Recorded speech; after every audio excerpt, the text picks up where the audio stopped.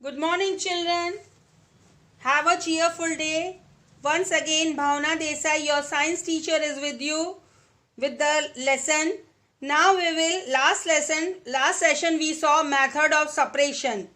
What are the method of separation? So we will start with first one, hand picking.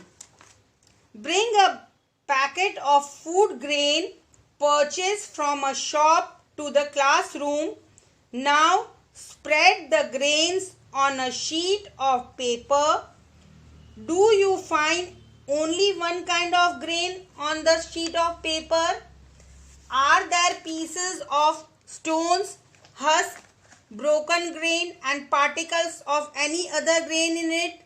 Now remove with your hand the pieces of stone, husk and other grains from it. Hand picking. Last session we saw that whenever mama is preparing some food and if we don't like something in that, as for example coriander, so you are picking with your hands, or this is a very common method of separation. Whole year, when we bring whole year's grain to store in our house, at that time your mama or grandmama both are sitting and they are cleaning the grains with hand only. They are removing stones, broken grains and husk from that. So this is hand picking is a very common method of separation. This method of hand picking can be used for separating slightly larger sized impurities like the piece of dirt, stone and husk from wheat, rice or pulses. The quantity of such impurities is usually not very large. In such situation, we find that hand picking is convenient method of separating substance. If the impurities are little bit in larger size, it is very easy to pick. So hand picking is the best method for cleaning grains and many more things. Now we will move on to threshing. You must have seen bundles of wheat or paddy stalks lying in the field harvesting the crop. Stalks are dried in the sun before the grain is separated from them. Each stalk has many grain seeds attached to it. Imagine the number of grain seeds in hundreds of bundles of stalk lying in the field. How does the farmer separate grain seeds from those bundles of stalk? At the time of harvesting, if you have been to field, you see while harvesting, farmers are collecting and making a bundle of grains with the stalk, and on one stalk there are more than hundreds of seeds. So it is easy to pick and remove that seeds. Picking is a proper way to separate. No, at that time we have to move on threshing. One may pluck mangoes or guavas from the tree, but grain seeds are much smaller than mangoes or guava. So plucking them from their stalks would be impossible. How does one separate grain seeds from the stalk? The process that is used to separate grains from stalks etc. is threshing. In this process, the stalks are beaten to free the grain seeds. Sometimes threshing is done with the help of bullocks. Machines are also used to thresh large quantities of grain. Before, when there was no machines, at that time farmers, they were doing this with hand.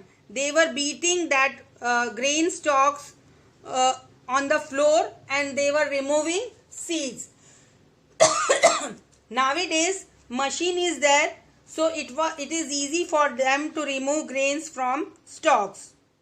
Third is winnowing. Make a mixture of dry sand with sawdust or powdered dry leaves.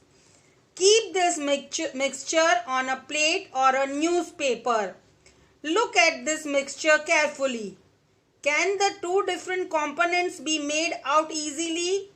Are the size of particles of the two components is similar? Would it be possible to separate the components by hand picking? As you know, hand picking, if the component is big and impurities are also little bit larger in size, it is very easy to remove. But in this case, where there is a mixture of sand, sawdust and dry leaves, it is in the form of powder. So whether it is possible us to remove with hand? Absolutely no. Now take your mixture to an open ground and stand on a raised platform.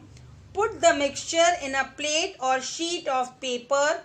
Hold the plate or the sheet of paper containing the mixture at your shoulder height. Tilt it slightly so that the mixture slides out slowly. You got the point? To remove this, we should keep this mixture in a plate and in a very tilting slanting position at our shoulder height we should hold it. What happens? Do both the components sand and dust fall at the same place? Is there a component that blow away? Did the wind manage to separate the two components? This is a very nice question. Just imagine and think whether it can be done or not, or it is possible to do or not. This method of separating components of a mixture is called winnowing. Winnowing is used to separate heavier and lighter components.